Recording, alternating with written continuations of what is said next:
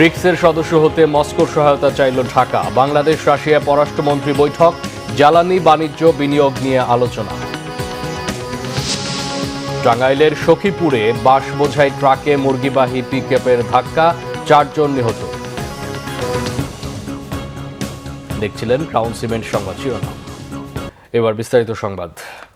দ্বিপক্ষীয় সম্পর্ক ও বৈশ্বিক পর্যায়ে সহযোগিতা জোরদারে আগ্রহী বাংলাদেশ ও রাশিয়া। মস্কোতে রাশিয়ার পররাষ্ট্রমন্ত্রী সের্গেই ল্যাভরভ এর সাথে বাংলাদেশের পররাষ্ট্রমন্ত্রী ও জাতিসংঘ সাধারণ পরিষদের 81তম অধিবেশনের সভাপতি ডক্টর খলিলুর রহমানের বৈঠক শেষে যৌথ ব্রিফিংয়ে একথা জানানো হয়।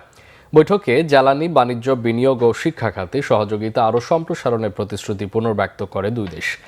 জাতিসংঘ সাধারণ পরিষদের 81তম অধিবেশনের সভাপতি নির্বাচিত হওয়ায় ডক্টর খলিলুর রহমানকে অভিনন্দন জানান সের্গেই ল্যাভরভ এবং তার দায়িত্ব পালনে রাশিয়ার পূর্ণ সমর্থনের আশ্বাস দেন। 1971 সালে মুক্তিযুদ্ধে তৎকালীন সোভিয়েত ইউনিয়নের সহযোগিতার কথা স্মরণ করে বাংলাদেশের পক্ষ থেকে কৃতজ্ঞতা প্রকাশ করেন ডক্টর খলিলুর রহমান। রূপপুর পারমাণবিক বিদ্যুৎ কেন্দ্রকে দুই দেশের ক্রমবর্ধমান অংশীদারিত্বের প্রতীক হিসেবে উল্লেখ করেন তিনি। যৌথ সংবাদ সম্মেলনে জানানো হয়, জাতিসংঘ সহ বিভিন্ন বহুপক্ষীয় ফোরামে সহযোগিতা বৃদ্ধি এবং অর্থনৈতিক সম্পৃক্ততা আরও জোরদারের সম্ভাবনা নিয়েও আলোচনা হয়েছে দুই পক্ষের মধ্যে। টাঙ্গাইলের সখীপুরে দাঁড়িয়ে থাকা বাঁশ বোঝাই ট্রাকের পেছনে মুরগি বোঝাই পিকআপ ভ্যানের ধাক্কায় পিকআপের চালক সহ 4 জন নিহত হয়েছে। এ ঘটনায় ট্রাকের একজন গুরুতর আহত হয়েছে। ভোর 4:30টার দিকে সখীপুর সাগরদিঘি সড়কের কালিয়া ঘোনারচালা এলাকায় এই দুর্ঘটনায় নিহতরা হলেন পিকআপের চালক নূরনবী, হেলপার রফিকুল, সাগর ও সুমন।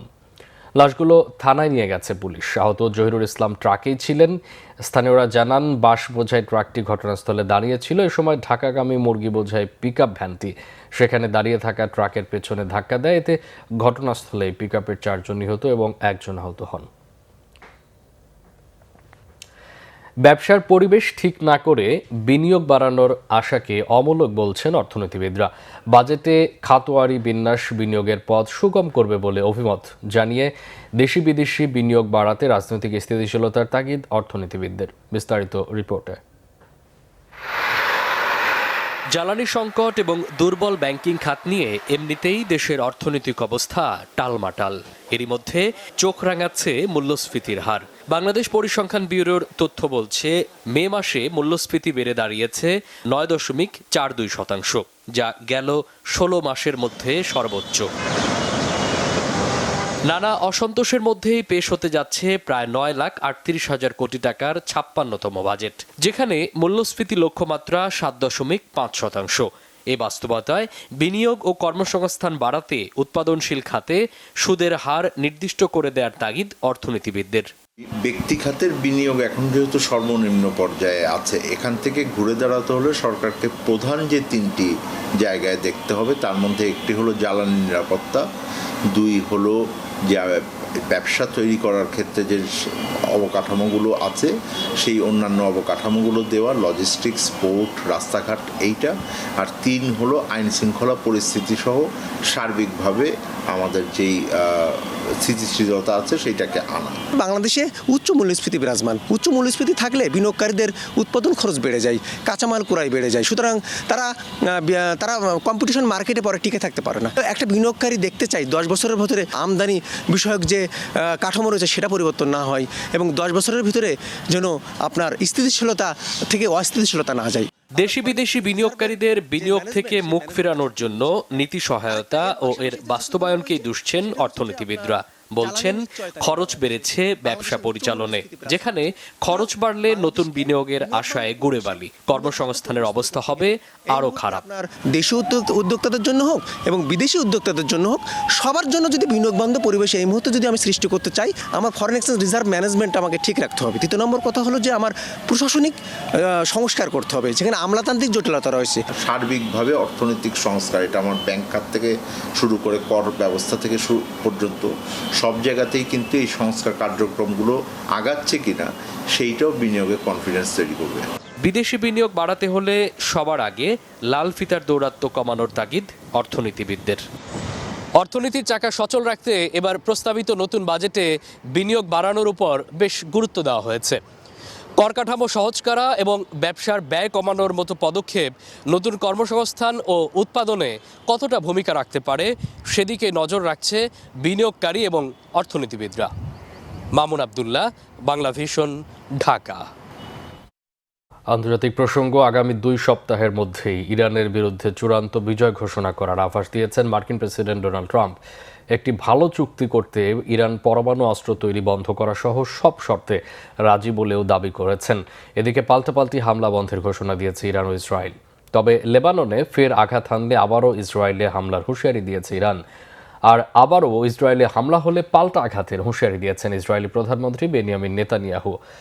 2 মাস বিরতির পর রবিবার মধ্যরাত থেকে ইসরায়েলকে লক্ষ্য করে ব্যাপক হামলা চালায় ইরান। এতে তছনছ হয়েছে বিমান ঘাঁটি, সামরিক স্থাপনা, পেট্রোকেমিক্যাল কারখানা, ইহুদি বসতি আর আবাসিক স্থাপনা। আইআরজিসি জানিয়েছে উত্তর ইসরায়েলের রামাত ডেভিড বিমান ঘাঁটি লক্ষ্য করে ব্যালিস্টিক ক্ষেপণাস্ত্র ছুড়েছে তারা। ওই ঘাঁটি থেকেই লেবাননে হামলা চালিয়েছিল ইসরায়েল। লেবাননে হামলা বন্ধে ইরানের পার্লামেন্টের স্পিকার মোহাম্মদ বাঘের গালিবাফের হুঁশিয়ারির পরপরই ওই হামলা চালায় তেহরান। এই সুযোগে ইয়েমেন থেকে হুতি বাহিনী আর লেবানন থেকে হিজবুল্লাহ যোদ্ধারাও আঘাত এনেছে ইসরায়েলের বিভিন্ন শহর লক্ষ্য করে। ইসরায়েলের বিমান বাহিনীও পাল্টা হামলা চালিয়েছে ইরানের জ্বালানি আর সামরিক স্থাপনায়।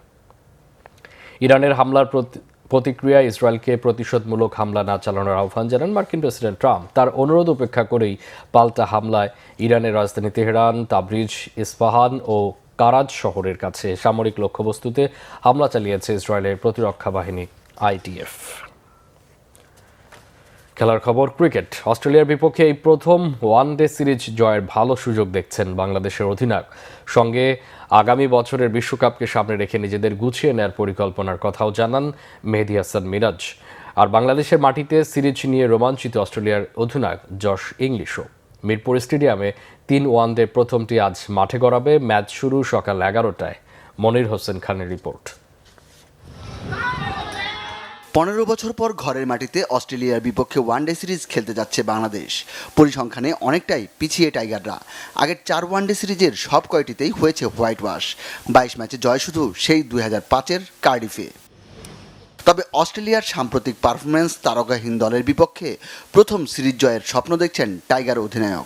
আমাদের জন্য এটা একটা বিরাট অপরচুনিটি, যেহেতু অস্ট্রেলিয়া আমাদের সাথে অনেক বছর পরে সিরিজ আমরা খেলছি ওদের সাথে, যেহেতু হোম গ্রাউন্ড, আমরা যদি সেটা নিতে পারি আমাদের জন্য খুবই ভালো হবে।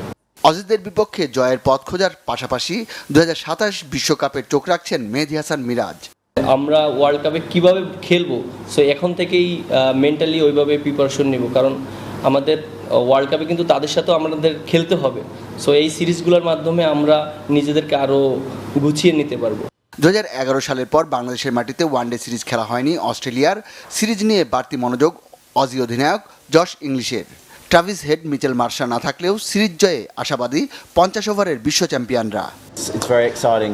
We don't play Bangladesh very often, especially over here in Bangladesh. So it's my first time here, and I know it's a lot of the other guys too. So yeah, we're incredibly excited about this series. We haven't named a team yet, so we're going to have a look at the wicket today, and you'll see that tomorrow. দিনের বেলা match হওয়ায় প্রচণ্ড গরমের চ্যালেঞ্জটা নিতে হবে দুই দলকেই, সঙ্গে বৃষ্টির আশঙ্কা তো থাকছেই। মনির হোসেন খান, বাংলা ভিশন, ঢাকা। এই ছিল এখনকার মতো। পরে সংবাদ সকাল 11টায় দেখার আমন্ত্রণ রইল। এতক্ষণ সাথে থাকে অসংখ্য ধন্যবাদ।